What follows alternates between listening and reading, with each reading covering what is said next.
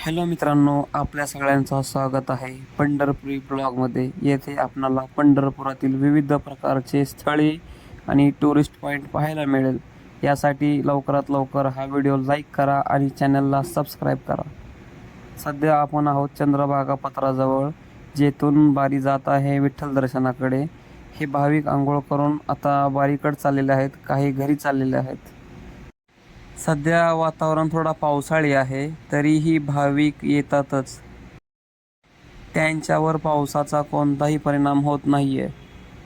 सुंदर असं वातावरण आहे, तर लवकरात लवकर पंढरपूरला या, पंढरीचे दर्शन करा आणि विविध स्थळे पहा.